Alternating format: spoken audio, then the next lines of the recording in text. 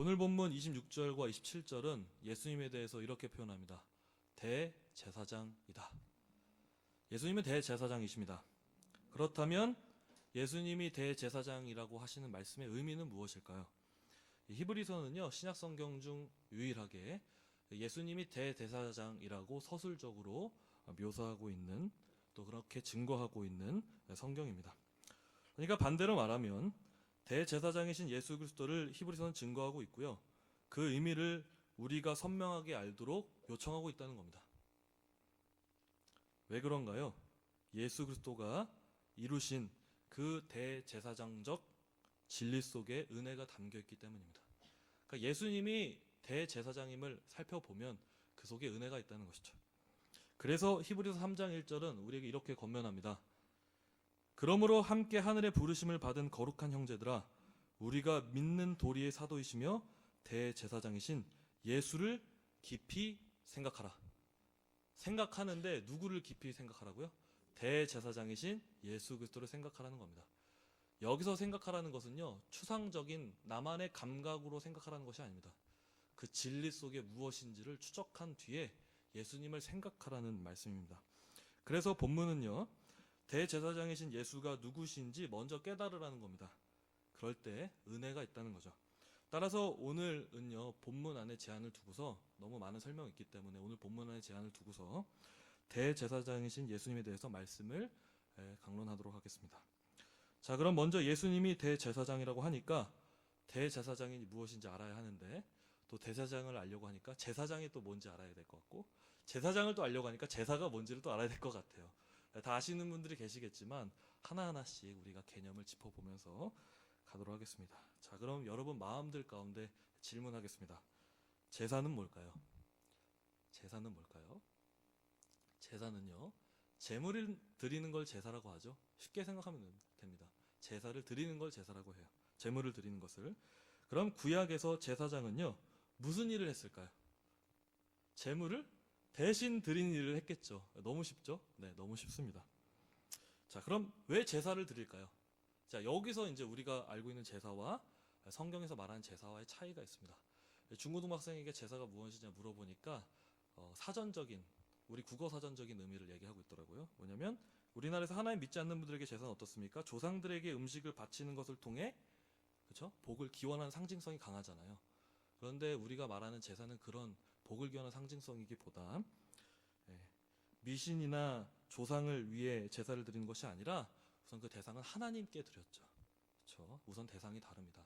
그리고 그에 대한 의미도 조금 다르겠죠. 그래서 구약의 제사는요, 하나님께 대해 여러 가지 의미로 제사를 드렸습니다. 어떤 제사가 있죠? 레위기서 1장부터 쭉 보게 되면은 번제도 있고, 소제도 있고, 속건제도 있고, 속죄제도 있고, 화목제도 있고, 여러 가지 제사들이 있습니다. 그러니까 하나님께서 그 제사에 합당하게 또 그 역할에 따라 제사를 이제 이스라엘 백성들이 허락을 하셨죠. 그래서 어떤 경우에는 죄를 하나님께 졌기 때문에 그 죄를 하나님 앞에 뉘우치는 마음으로 제사를 드리기도 했고, 또 어떤 사람은 다른 사람의 물건을 이렇게 훔쳤거나 혹은 도둑질했거나 아니면 이렇게 망가뜨렸을 때 배상하는 마음에서 속건제를 드리기도 했고요. 또 한나 같은 경우에는 사무엘을 드리면서 이제 서원제를 또 드리기도 했죠. 그러니까 여러 가지 이 제사의 의미는 많이 있습니다. 그러니까 각 제사는요, 하나님께서 각 때에 따라 지정하신 제물과 방법으로 드려야 했고요. 특별히 제사장은 그 일을 대신 담당하는 역할을 했습니다. 그럼 대제사장은 무엇을 할까요? 대속죄일에 모든 백성들의 죄를 위에서 간구하는 역할을 바로 대제사장이 했던 것이죠. 그래서 제사장은요, 제사만 담당하지 않았음을 볼 수 있습니다. 또 예배를 인도하기도 했고요, 말씀을 해석하는 일도 했습니다. 그러나 우리가 오늘 본문을 보는 가운데서 대제사장적 역할은 무엇이냐면 말씀을 해석하거나 아니면 예배를 인도하는 역할이기보다 곧 속죄 구원의 의미를 가지고 우리에게 그 제사장적 역할을 하고 있음을 보여주고 있습니다. 그래서 저는 오늘 이 부분에 대해서 집중하면서 말씀을 드리도록 하겠습니다. 그래서 제사장에 대해서 이제 이미지를 쉽게 그려본다면, 먼저 선지자는요, 하나님께로부터 인간에게 나아갑니다. 근데 제사장은 어떻습니까? 인간으로부터 하나님께 나아가는 사람들인 거죠. 그래서 제사장은 인간을 대신해 하나님께 나아갑니다. 그래서 예수님께서 대제사장이 됐다는 말은 무슨 의미일까요? 인간을 대신해서 대표성을 가지고서 나아갔던 의미가 되겠죠. 그럼 대제사장인 예수님이 무슨 일을 하시는가? 이제부터 중요하게 됩니다. 대제사장이신 예수님께서 대표성을 가지고 우리를 인간을 대신해서 오시는 건 알겠는데, 그럼 무슨 일을 하시는가? 자, 두 가지입니다. 핵심적으로 두 가지만 이제 기억하시면 되겠습니다. 첫 번째는요, 대제사장 제사를 드립니다. 두 번째는 백성을 위해 기도합니다. 저는 이 두 가지 큰 카테고리 안에서 하나하나씩 이제 분해하면서 그 의미가 이제 무엇인지 추적해 나가겠습니다. 자, 먼저 제사 부분이 무엇인지, 예수님이 대제사장이신데 제사의 역할을 감당하셨다는 것이 무엇인지를 살펴보도록 하겠습니다. 예수님은 먼저요, 구약 제사장들과 차이가 있나요, 없나요? 있을까요, 없을까요? 당연히 있겠죠. 만약에 차이가 없다면 구약 제사장이 아직도 있어야 되잖아요, 그렇죠? 우리는 감각적으로는 이해는 하고 있습니다. 그러면 어떤 차이가 있을까요? 구약 제사장들은요, 제물을 들고 하나님께 나아갔지만 예수님은 어떻게 하셨나요? 자신이 제물이 되시어 하나님께 나갔습니다. 네. 그럼 이제 여기서 두 가지 질문이 생기죠. 왜 하나님께로 나아가는데 제물이 필요합니까? 예수님이 제물이 되셨고 또 구약 제사장들은 제물을 들고 나갔는데 왜 제물을 필요로 하시는가, 하나님께서. 그리고 두 번째는 왜 예수님 직접 자신이 제물이 되셔야만 했는가 라는 거죠. 두 가지 질문이 이제 생성게 됩니다. 자, 첫 번째, 왜 하나님께로 나아가는데 제물이 필요할까요? 거두절미하고 죄 짓지 않는 사람 아무도 없습니다. 다 죄를 짓죠. 그럼 죄를 짓고 살 수 있습니까? 하나님께서 용서해 주셔야만 사는 거죠. 그 용서해 주시는 것에 대한 방법으로 무엇을 허락하십니까? 제사를 허락하는 겁니다. 그렇죠? 그래서 은혜의 방편으로 이스라엘 백성들에게 제사를 허락하십니다. 그러니까 하나님께서는요, 제사를 통해 구약 백성들의 죄를 용서하시기로 약속해요. 그래서 실제로 이스라엘 백성들이 제사를 드리면 하나님 죄를 용서하십니까? 용서하시죠. 그렇죠? 용서하세요. 그런데 그럼 왜 예수님께서는 직접 제물이 되셨을까요? 우리가 계속 구약에 있는 그 방법대로 제물을 계속 드리면 되는 거 아닙니까? 근데 무엇이 부족하게 예수님이 친히 제물이 되셔야만 하는가? 이것이 어떻게 보면 우리의 질문입니다. 우리도 구약 백성들처럼 제사 드리면 되는 거 아닙니까? 그건 아닌 거 아시겠죠? 그죠? 예수님이 제물이 되신 이유는요, 먼저 이렇게 감각적으로 말씀드리겠습니다. 예수님이 제물이 되신 이유는 구약의 제사와는 어마어마한 차이가 있습니다. 어마어마한 차이가 있다. 얼만큼의 차이가 있다고요? 어리어리합니다. 어리어리해요. 어리어리한 차이가 납니다. 사실 구약의 제사는요, 예수 그리스도의 완전한 제사의 예표죠. 맛보기입니다. 그림자일 뿐이에요. 구약의 제사는 예수님이 온전한 실체시죠. 제 아내랑 코스트코를 간 적이 있습니다. 네, 코스트코를 갔는데 지하 1층에 내려가니까 시식 코너가 있더라고요. 근데 소고기를 이렇게 좋은 부위를 썰어갖고 이렇게 나눠주는데 되게 막 냄새가 막 이렇게 솔깃하게 오면서 저걸 먹고 싶다는데 줄이 엄청 길어요.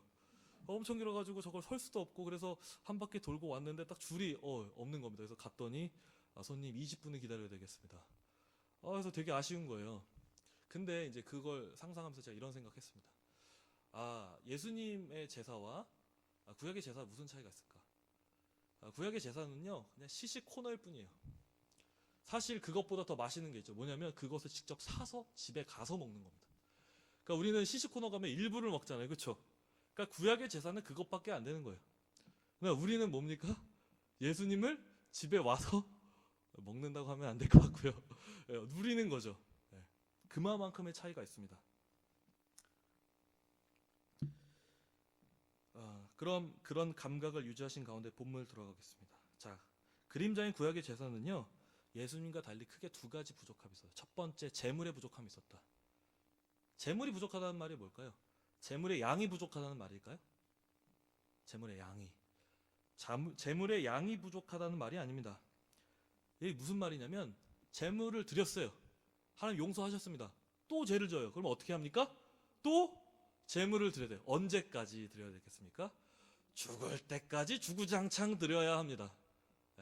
죽을 때까지 주구장창. 이것이 재물의 한계입니다. 이 무슨 한계냐? 무슨 한계냐? 그 어떤 재물도요, 수만 번을 드릴지라도 결국 하나님의 공의를 만족시키지 못한다는 거예요. 하나님의 의로움을 만족시킬 수가 없다는 겁니다. 제가 예를 하나 들어보겠습니다. 제가 한 달 전쯤 뒤에서 앞에 탁 이렇게 자동차 사고를 냈어요. 자동차 사고를 냈는데 보험회사에게 전화를 하니까 몸이 괜찮으시냐고. 그 다음 한 말이 가관이었습니다. 되게 감동이었어요. 혹시 외제차 박으셨어요? 그래서 다행히 소나타 10년 된 차였습니다. 그래서 할렐루야, 하나님 감사합니다. 돈이 없는데, 갚을 길이 없는데 주님 참 감사합니다. 박았어도 소나타. 네. 그래서 근데 이제 제가 외제차를 박지 않은 것에 대해서 이제 생각을 하면서 이제 한번 가정을 해봤습니다. 제가 만약 외제차를 박았습니다. 그런 상황 가운데, 그리고 보험을 들지 않았다고 가정합시다. 그러면 전도사 생활 아시잖아요, 그렇죠? 네. 갚을 수 있습니까? 갚을 수가 없어요. 네, 없어요. 갚을 수가 없어요. 네, 눈물을 머금고 막, 그쵸? 주여 하나님 도와주세요. 이것밖에 방법이 없습니다. 네. 자, 제가 가진 형편으로 과연 그 외제차 주인을 만족시킬 수 있을까요? 그 외제차 주인이 만족하려면 어떻게 됩니까? 그 것에 대한 배상이 완전히 지불될 때 만족이 되는 겁니다. 그렇죠? 네. 그런데 제가 가진 몇 푼으로 만족이 되지 않겠죠. 아무리 나눠 갚아도 갚을 수가 없다면요, 그 주인은 결코 만족될 수가 없는 겁니다. 외제차가 그대로 옛날처럼 그대로 오던지 아니면 그 돈만큼 지불이 되던지 해야 됩니다. 자, 그럼 돌아와서 재물을 드려도 하나님께서 만족하실까요?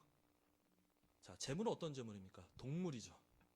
자, 사람의 죄가 동물로 만족이 됩니까? 상식적으로 되지 않을 거라 상상이 되시죠? 실제로 죄를 지어서 재물을 드렸지만 또 죄를 지면 또 재물을 드려야 되잖아요. 죄에 대한 대가를 동물이라는 재물로 대신할 수가 없는 겁니다. 그것은 결코 만족될 수가 없습니다. 죄에 대한 하나님의 진노를 동물이라는 제사로 용서하신다는 것은 결국 예수님이라는 실체에 가려진 미완의 약속일 뿐인 것입니다. 물론 이스라엘 백성들에게는 그 잠시 잠깐의 은혜로 주어진 방편일 뿐이지 그것이 완전한 것이 아닙니다. 만약 그것이 완전했다면 계속 지금도 구약 제사를 드렸어야겠죠. 그러나 그것은 하나님의 공의에 만족되지 못했기 때문에, 의로움에 만족되지 못했기 때문에, 배상이 완전히 이루어지지 않았기 때문에 예수 그리스도가 필요한 것입니다. 그래서 구약은요, 오실 그리스도를 믿었다고 하죠. 아직 꽉 차지 않은 은혜를 그들은 희미하게 붙들고 살았습니다. 그러나 지금 우리에게 주어진 은혜는 어떻습니까? 꽉 찬, 달보다 꽉 찬 은혜를 하나님께서 예수 그리스도를 통해 우리에게 주신 것이죠. 자, 그러면 한 번 더 생각해 볼까요? 만약 동물로 죄에 대한 대가가 이루어진다고 한번 생각해 보시죠. 그러면 어떻게 될까요? 죄를 짓습니다. 동물을 드려요. 또 동물을 드리면 되지. 죄를 짓습니다. 또 동물을 드리면 되지. 맨날 죄 짓고 살지 않겠습니까? 그렇죠? 죄 짓고 동물로 때우는 거죠. 그러나 우리의 죄는요, 동물로 때우는 것으로 쉽게 볼 것이 아닙니다. 사실 여기서 잠깐 드리고 싶은 말씀은 이래요. 왜 사람들이 복음을 가볍게 여길까요? 왜 사람들이? 교회를 맨날 다니면서도 예수님에 대해서 단지 친밀함을 느낄 뿐이지 절대적인 분으로 느끼지 못하고 살아갈까요? 왜 복음에 대한 감격이 없을까요? 예배를 맨날 먹는 밥보다 왜 못한 것으로 여길까요? 밥은 늘 배고프면 찾는데 예수님은 왜 찾지 않을까요? 만약 그렇다면 그것은 전혀 자신에 대한 상태에 대해서 이해가 없기 때문입니다. 자신의 주소를 모르는 거예요. 자신의 주소. 죄에 대한 하나님의 진노를 감각하지 못하기 때문입니다. 그만큼 하나님의 은혜가 얼마나 값진 것인지, 예수 그리스도 우리에게 주신 좋은 선물이죠, 그렇죠? 근데 그 선물을 우리가 공짜로 받았죠. 싸서 받은 것이 아니라 너무 비싸서 우리가 가질 수 없기 때문에 예수님이 공짜로 주신 것이죠. 그렇죠? 놀라운 은혜가 그 속에 담겨 있는데 그것에 대한 전제가 바로 하나님의 진노라는 것입니다. 얼마나 값진지. 이와 관련하여 한 목사님께서 비유하신 얘기를 들려드리겠습니다. 그 목사님 이렇게 말씀하세요. 하나님의 진노를 성도님들에게 이렇게 이해시키시더라고요. 이찬수 목사님이세요. 네. 미세먼지 농도 수치가 절대로 밖에 나갈 수 없는 상황에 이르렀는데도, 그러니까 밖에 나갈 수가 없는 거죠. 너무 미세먼지 농도가 높으니까. 그 미세먼지가 들어오면 심장에 이 폐 속에 가시처럼 박혀가지고 그것을 빼낼 수가 없는데, 위험한데, 그런데 사람들은 그것도 모르고 테니스를 치러 다닌다. 자, 하나님의 진노에 대한 설명이 이렇습니다. 죄에 대한 하나님의 진노가 임박했습니다. 믿으십니까? 네. 근데 사람들은 모르고 산다는 겁니다. 사랑하는 여러분, 죄에 대한 하나님의 진노를 그 인간의 그 어떤 것으로 가라앉힐 수 있는 것은 아무것도 없습니다. 돈으로 때려받고, 좋은 성적으로 때려받고, 남들이 가지지 못한 진귀한 가치 있는 무엇으로 때려박는다고 할지라도 하나님의 진노는 사그러들지 않습니다. 그 어떤 것도 하나님의 공의를 만족시키지 못해요. 그 만족시키는 유일한 것이 무엇입니까? 예수 그리스도입니다. 그래서 히브리서 7장 27절을 보시겠습니다. 히브리서 7장 27절 한번 읽어보실까요? 자, 함께 읽겠습니다. 시작. 그는 저 대제사장들이 먼저 자기 죄를 위하고 다음에 백성의 죄를 위하여 날마다 제사 드리는 것 같이 할 필요가 없으니 이는 그가 단번에 자기를 드려 이루셨음이니라. 아들이신 예수 그리스도 제물만이, 예수 그리스도 십자가만이 단번에 온전한 배상을 이루신 것입니다. 구약은 완전히 이룰 수 없었지만 예수 그리스도는 완벽하게 한 번에 단번에 우리의 죄를 말살시켜 버리신 것입니다. 그것이 우리에게 완전한 은혜가 되는 것입니다. 다른 제사는 아무리 들어도 만족될 수 없습니다. 예수는 단번에 만족되기에 충분한 분이라는 겁니다. 그래서 22절을 보니까요, 예수는 더 좋은 언약의 보증이 되셨답니다. 여기서 보증은요, 한마디로 보석금을 말합니다. 한 죄수가 옥에 갇혀 있어요. 그 죄수가 옥에 갇혀 있는데 어떻게 풀려나야 됩니까? 그것에 대한 값을 지불해야죠. 네. 보증이 됐다는 건 보석금입니다. 더 좋은 예수께서 보석금으로 우리에게 보석금이 되신 겁니다. 지불이 되신 거죠. 네. 그래서 예수님만이 하나님의 의로움을 만족시키시고 화해케 되는 이유가 되는 겁니다. 자, 그러면 이제 제물의 연약함을 보았다면요, 이제 두 번째는 제사장의 연약함을 보겠습니다. 구약의 제사와 예수 그리스도의 차이점, 이제 제사장의 연약함입니다. 자, 23절에는요 제사장의 한계성이 드러납니다. 한번 읽어볼까요? 시작. 제사장 된 그들의 수요가 많은 것은 죽음으로 말미암아 항상 잊지 못합니다. 자, 제사장은 어떻습니까? 항상 잊지 못합니다. 예수는 어떻습니까? 항상 계시는 분입니다. 항상 살아계시는 분. 언제부터 언제까지? 만세 전부터 재림하고도 남을 때까지 영원히. 그렇죠? 그리고 27절의 대제사장은요, 한계가 있죠. 먼저 자기 죄를 위해 속죄하고 난 다음에 들어갔어야 합니다. 그리고 난 다음에 다른 백성들의 죄를 사하는데 도움이 될 수 있었어요. 예수님은 자신의 죄를 해결하실 필요가 없으시죠. 완전한 분이시죠. 거룩하신 분이시죠. 흠이 없으신 분이시죠. 그러니까 구약의 제사장들은요, 모두 다 연약했습니다. 물론 제사장은 하나님과 인간 사이를 회복하기 위해서 중보하지만 완전하게 이룰 수 없는 자입니다. 완전한 중보자 누구십니까? 예수 그리스도입니다.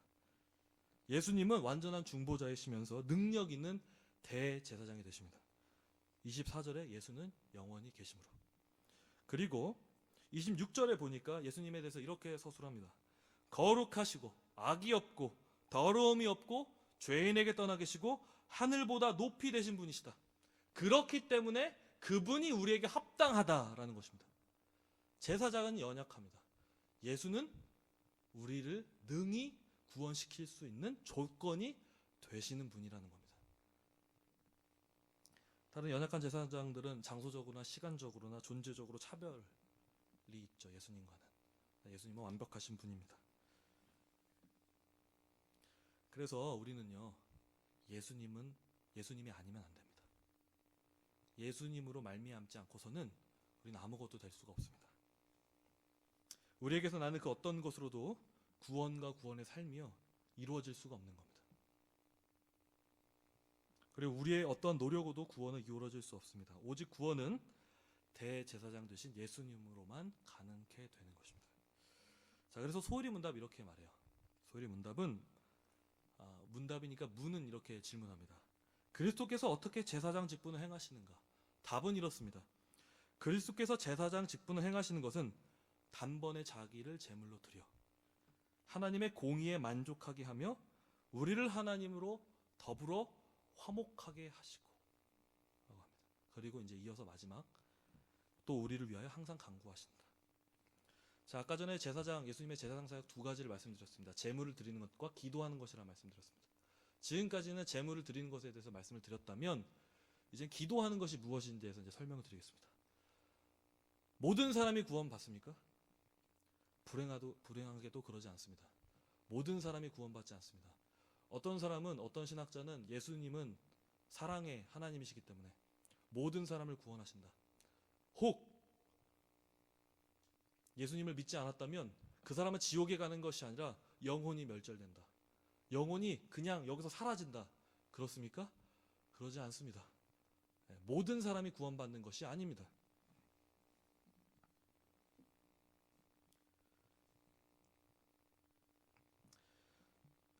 예수님이 구원을 하심에 있어서 예수님은 우리를 위해 기도하심으로 그것을 이루십니다. 그것에 대해서 25절 한번 보시겠습니다. 25절 함께 읽겠습니다. 시작. 그러므로 자기를 힘입어 하나님께 나아가는 자들을 온전히 구원하실 수 있으니 이는 그가 항상 살아계셔서 그들을 위하여 간구하심이라. 자, 우리를 구원하시는데 어떻게 구원하시냐면 간구하심으로 구원하십니다. 간구하심으로. 즉 예수님께서 기도하시는 겁니다. 기도를 제사장적으로 기도하시는 겁니다. 누구를 위해 기도하십니까? 본문에 보니까 그들을 위해 기도하십니까? 여기서 그들은 누굽니까? 자기를 힘입어 하나님께 나아가는 자들입니다. 자기가 누굽니까? 예수 그리스도입니다. 예수 피, 예수 십자가, 제물 대신 예수 그리스도를 힘입어 저와 여러분이 나아갈 수 있게 되는 겁니다. 그런데 그것이 나아갈 수 있는 그 이유가 예수께서 만족함이 되었기 때문에 하나님께. 그런데 그것이 어떻게 적용되었는가? 그것이 어떻게 역사되었는가? 예수님께서 기도하심으로 이루셨다는 겁니다. 한마디로 예수님의 기도는요, 실패 없이 구원을 이루셨다는 겁니다. 효력이 있는 기도를 하셨다는 겁니다. 쉽게 말하면 예수님이 기도하셨습니다. 그 기도한 사람은 구원받습니다. 반대로 기도하지 않은 사람은 어떻게 됩니까? 구원받지 못하는 겁니다.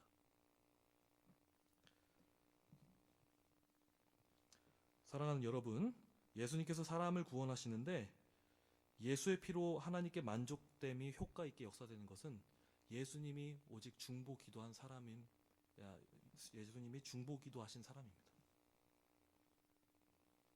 우리 입장에서 보면 예수님을 주로 시인하는 자가 구원을 받는 것이지만 하나님 편에서 보면 예수께서 그 사람을 향해 기도한 사람이 구원을 받는 것입니다.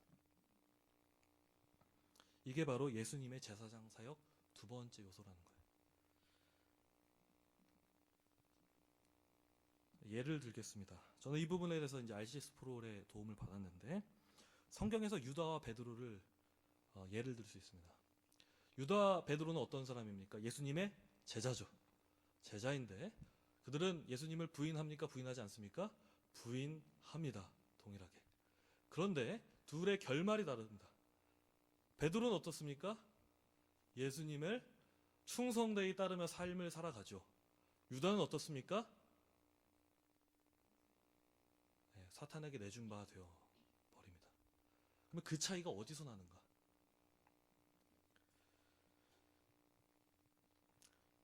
그들이 배신할 때 예수님께서 예언하신 부분들이 있습니다. 그 차이에서 갈라집니다. 우선 요한복음 13장 27절을 보실까요? 예수님께서는 요한복음 13장 27절 이렇게 말씀하십니다. 유다가 배신한 뒤에 예수님께서 유다에게 내 하는 일을 속히 하라 하십니다. 내 하는 일을 속히 하라는 말이 무슨 말씀입니까?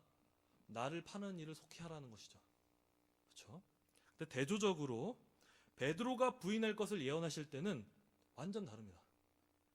누가복음 22장 32절입니다. 누가복음 22장 32절입니다. 함께 읽겠습니다. 누가복음 22장 32절입니다.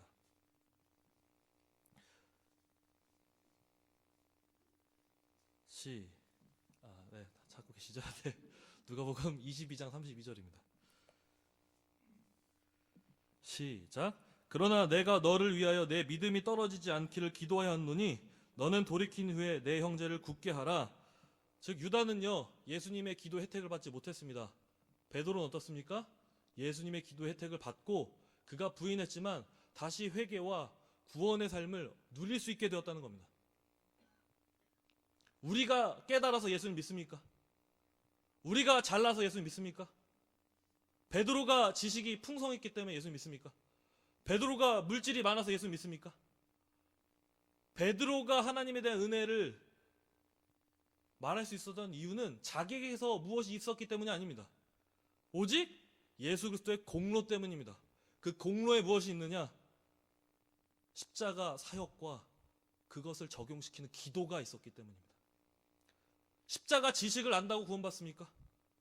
물론 지식을 고백하는 사람은 다 주를 시인하는 사람이기 때문에 성령께서 그 지식을 주시리라 믿습니다. 분명한 것은 그 구원 사역을 기도로서 적용한 사람만이 예수님의 구원을 받을 수 있다는 겁니다.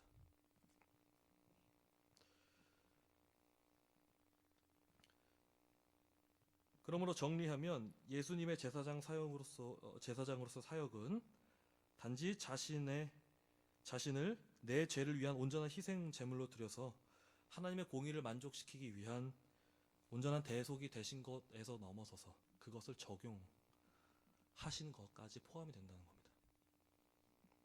이것이 예수님의 중보기도입니다. 우리가 중보기도라는 말 많이 하죠, 그렇죠? 근데 우리의 중보기도는 실패할 가능성이 있습니다. 그러나 예수님의 중보기도는요 완벽하게 이루십니다. 완벽하게.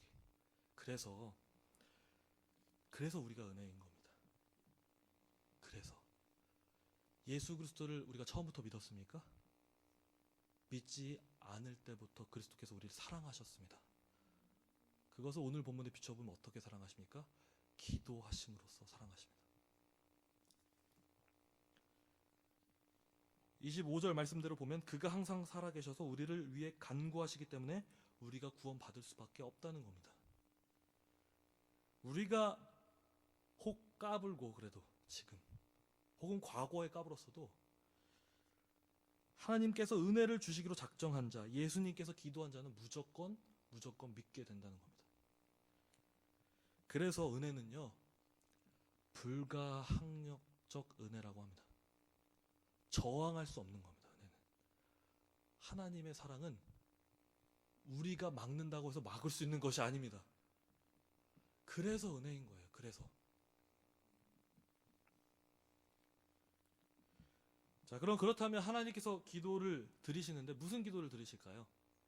자, 성경은 예수님이 우리의 대제사장으로서 하나님 앞에 서 있는 모습을 묘사하는 성경이 있습니다. 스가랴서 3장 1절입니다. 한번 살펴보시죠. 스가랴서 3장 1절입니다.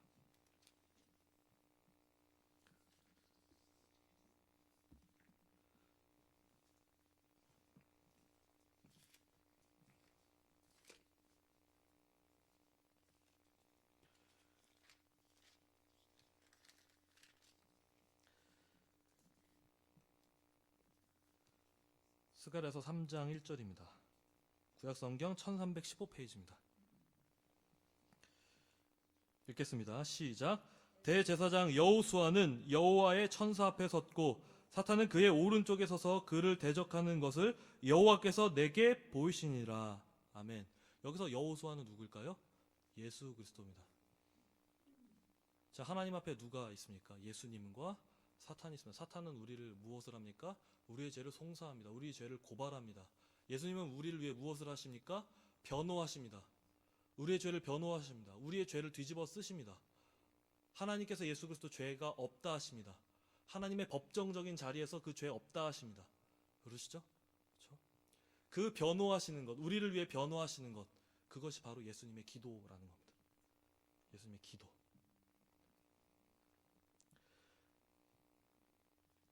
그래서 그 변호하신 능력이 기도가 되고, 기도의 능력이 바로 예수의 십자가 사건을, 하나님께 만족되게 하는 그 사건을 적용하신다는 겁니다.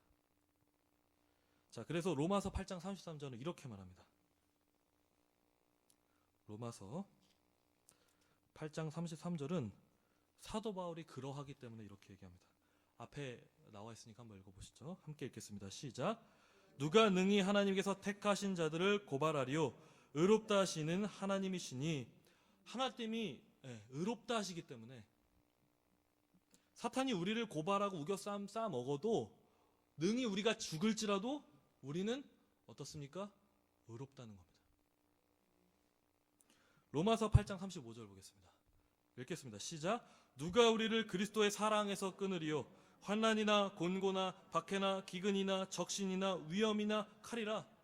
그리스도의 사랑이 완전하기 때문에, 그 기도로서 완벽하게 이루어졌기 때문에 그 누가 우리를 압제한다 할지라도 우리는 그 사랑에서 벗어날 수가 없다는 겁니다. 우리가 잘났기 때문이 아니라, 우리가 돈이 많아서가 아니라, 내 자식이 잘나서가 아니라, 내가 어떤 선행이나 공로를 만족시켰기 때문이 아니라 예수 그리스도 사랑이 우리를 끝까지 지키신다는 겁니다. 그래서 37절은 이렇게 이어서 말합니다. 읽겠습니다. 시작. 그러나 이 모든 일에 우리를 사랑하신 이로 말미암아 우리가 넉넉히 이기느니라. 아멘. 예수 그리스도, 대제사장 되신 예수 그리스도를 말미암아 넉넉히 이기시는 여러분 되기를 간절히 소망합니다. 예수면 충분합니다. 예수면 합당합니다. 예수면 만족됩니다. 우리 속에 다른 질문, 다른 대답 있으면 안 됩니다. 예수 말고 다른 거, 그거 말도 안 되는 겁니다. 예수면 되는 겁니다. 예수원의 고 대천덕 신부님의 글을 읽고 말씀 맺겠습니다. 띄우시죠. 하나님의 뜻을 행한다는 것, 하나님의 나라를 이루어간다는 것, 하나님의 사랑으로 살아간다는 것은 기분이 내킬 때까지 기다렸다가, 혹은 감동 감화가 올 때까지 기다렸다가 그 순간이 오면 순종하는 것이 아니라 그저 그리스도를 의지하며 묵묵히 그 일을 행하는 것이다. 여러분, 우리가 예수 그리스도를 의지하는 것이 아니라 예배 감격을 의지하지 않습니까? 여러분, 우리가 예수께서 이루신 그 일들을 정말 사실로 믿고 살아가는 것이 아니라 어떤 이벤트와 행사와 분위기에 젖어서 우리의 그 마음들을 다 쏟으려고 하지 있지 않습니까? 여러분, 그것이 아닙니다. 히브리서 8장 1절은 우리에게 이렇게 말합니다. 지금 우리가 하는 말의 요점은 이러한 대제사장이 우리에게 있다는 것이라. 예수께서 우리에게 있다는 것입니다. 그것으로 만족된다는 것입니다. 우리에게 은혜 되는 것, 우리가 살아가는 이유, 우리가 하나님 나라 바라보는 것, 우리의 무언가를 바라보는 것이 아닙니다. 우리의 감격, 우리의 감동, 우리가 그 때를 기다리는 것이 아닙니다. 우리가 무엇을 바라봐야 하냐? 그 예수 그리스도를 깊이 생각할 때 은혜가 나오는 것입니다. 우리는 너무나도 많은 것들을 잘못 생각하고 있는 것 같아요. 어느 때 내 마음이 일어날 때, 내가 순종할 때 찾아오겠지. 예수님을 믿는 것은 그렇게 믿는 것이 아닙니다. 지금 당장 예수 앞에 엎드리는 것이고, 예수님이 전부임을 묵상하는 것이고, 만약 우리 삶이 그렇지 않다면 그 앞에 복종하며 엎드려 서서 스펄전 목사처럼 예수 그리스도 십자가가 묵상하는데 눈물이 흘려지지 않는다는 그 말, 그것 때문에 가슴 치며 애통하는 그 스펄전 목사처럼 우리도 그렇게 해야 될 것입니다. 십자가의 은혜가 우리 가운데 살아있습니까?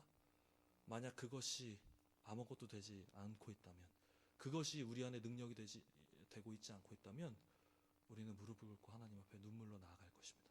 시간 기도하며 나가겠습니다.